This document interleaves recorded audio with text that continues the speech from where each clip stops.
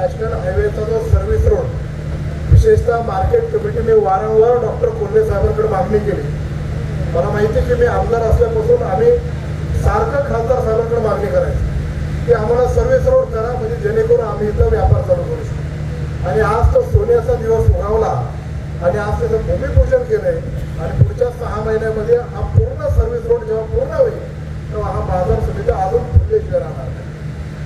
आज पहिलाच दिवस धना मेथीचा नवीन जागेमध्ये व्यापाराचा उद्घाटन करत असताना या टेम्पररी शेड्स आपण इथं उभे केले. खासदार साहेब तुम्ही जर नजर फिरवली तर आजच हा मार्केट किती बहरलेला आपण तो पाहतो. आणि जेव्हा काळ्या साहेबांचं मनोगत चाललं तेव्हा अनेक शेतकरी मला हात करायचे की आता आमचा लिलावाचा वेळ झालाय, तुमचं कार्यक्रम लवकर आवडतंय, म्हणून मी जास्त वेळ घेणार नाही. खासदार साहेबांचं मार्गदर्शन आपल्याला इथं ऐकायचं.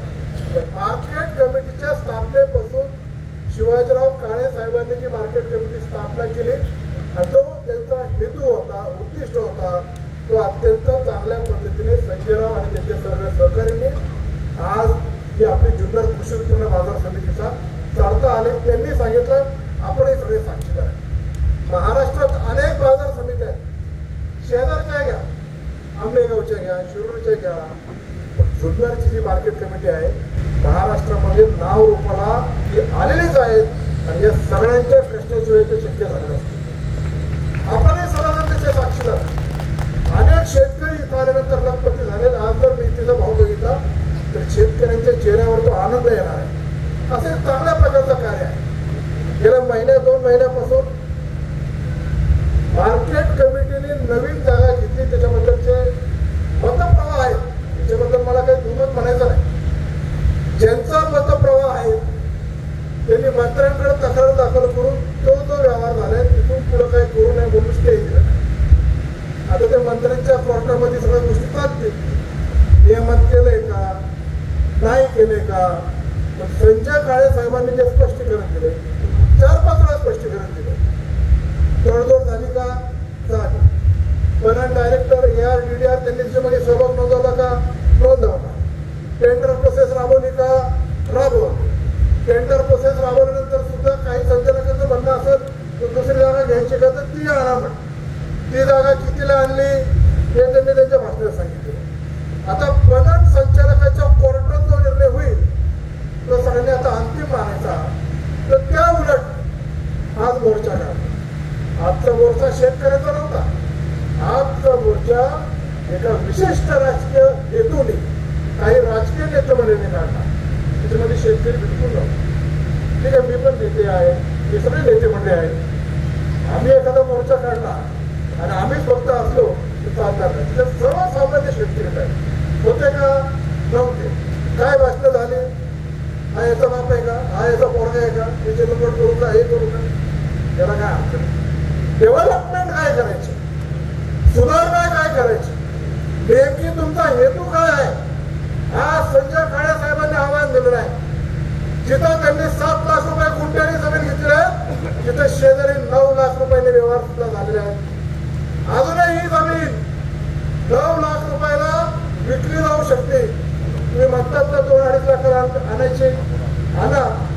ती जमीन घेऊ मार्केटला, ही विकू मार्केटला, आपण फायदा होतो. म्हणजे असं पद्धतीने जर नुसतं राजकीय हेतूने जर जोडे मारायचे असेल चालणार. आज माझी मागणी काय होणार की खासदार साहेब या मार्केटचं भविष्यामध्ये आम्हाला चांगल्या प्रकारचं रूपांतर करण्यासाठी इथं जे काय आम्हाला टाउन प्लॅन करून आम्ही सँक्शन देतोय त्यामध्ये या टॉवर लाईनच्या जरा अडचणी आहेत. त्या टॉवर लाईनच्या अडचणी कशा दूर करायच्या त्याचं मार्गक्रमण आम्ही करतोय. तुमची मदत ही आम्हाला लागणार. आता टॉवर लाईनचा विषय आला म्हणून मी तुम्हाला एक गोष्ट सांगतो. आळ्याला पण टॉवर लाईनचं काम चालू होतं. तिथं 3-4 टॉवर लाईन गेलेल्या आहेत. एक टॉवर लाईन जीएमआरटीने आक्षेप घेतल्यामुळे शिफ्ट झाली. मी आमदार असताना तिथं अनेक पक्षाच्या लोकांनी मी पक्षामध्ये आंदोलनामध्ये सहभाग घेतला. आमचं सगळ्यांचं चौगुले साहेब असं ठरलं की ती टॉवर लाईन शिफ्ट करायची, त्याचा सर्वे करायचा आणि सर्वेच्या फिजिबिलिटी नंतर ती टॉवर लाईन शिफ्ट करायची. सर्वे चालू झाला. तोपर्यंत आमदारकीची निवडणूक झाली. नवीन गाडी निवडून आला. नवीन गाडी इथल्या जागेवर गेल्यानंतर एकदम गरम, नंतर झालं नरम. तुम्ही माहिती घेतली हा नरम कसं काय? नंतर मला त्याच कंपनीत सांगितलं हा 3 कोटीत नरम झाला.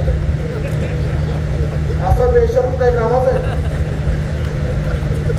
अहो शेतकऱ्यांचा काळ नंतर गरम होतो आणि काही नंतर काही त्याचा भागला का नरम होतो. असा बेशरम आपल्या तालुक्याच्या कामाचा नाही. इलेक्शनच्या आधी बिबट मुक्त झालं पाहिजे आणि गरम होता. एक तरी बळी गेला आता बापाचं नाव सांगणार नाही. बळी जाऊन नाही त्याच्यानंतर काही घटना घडल्या ना. आम्ही म्हणलं का तू याच्या अवलाद नाही त्याच्या अवलाद नाही. तिथे प्रसंग आहे, तिथे परिस्थिती तशी आहे. आपण काय बोलतो, आधीचा गरम गडी बिबट मुक्त म्हणणारा आता उपयोजनावर चर्चा करतोय. काय रे बाबा नरम झाला. पण आता परिस्थिती तशी आहे, आम्ही बोलत नाही ना त्याच्यावर काय. आपण बोलतो काय, करतो काय.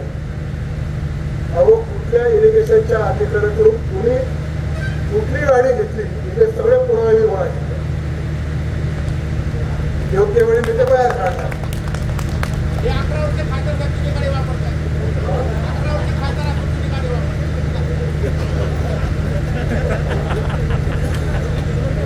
राजकारण हे राजकारणाच्या पातळीवर चालू राहील, पण आपल्या एखाद्या ऍक्शननी या शेतकऱ्यांचं नुकसान होईल असं करू. या जागेची गरज आहे आणि त्याही जागेची गरज आहे. व्यापार व्यवहार करत असताना मतप्रवाह असू शकतो, पण ज्यांचा मतप्रवाह होता त्यांनी किती कोटीची जमीन तिथं आणली हे पण आपण विसरू शकत नाही. फक्त विरोधाला विरोध करायचं आणि आमचं राजकारण शेतकऱ्यांची निकाल कशा आहोत हे सांगायचं. मार्केट कमिटी वाढत चालली आहे, ही पुढे आपल्याला मोठी करायची आहे. आणि माझ्या शेतकऱ्यांच्या हितासाठी आणि त्याच्यासाठी आम्हाला कुठल्याही पातळीवर जर लढा द्यायचा राहिला तर आम्ही लढा देणार आणि शेतकऱ्यांचं भलं केल्याशिवाय आम्ही राहणार नाही. आज या मार्केट कमिटीमध्ये सभापती साहेब आणि तुमच्या सर्व संचालकांनी अत्यंत तातडीने हे जे शेड उभं केलं त्याबद्दल आपल्या सर्वांचा मनपूर्वक आभार मानतो. शेतकऱ्याला अधिकचा भाव मिळावा आणि शेतकरी समृद्ध व्हावा हाच हेतू आहे आणि त्या हेतूच्या रूपाने आपण पुढे चालत राहावं.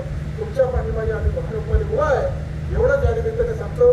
सगळ्यांचं आमचं स्वागत केलं त्याच्याबद्दल आभार. धन्यवाद. जय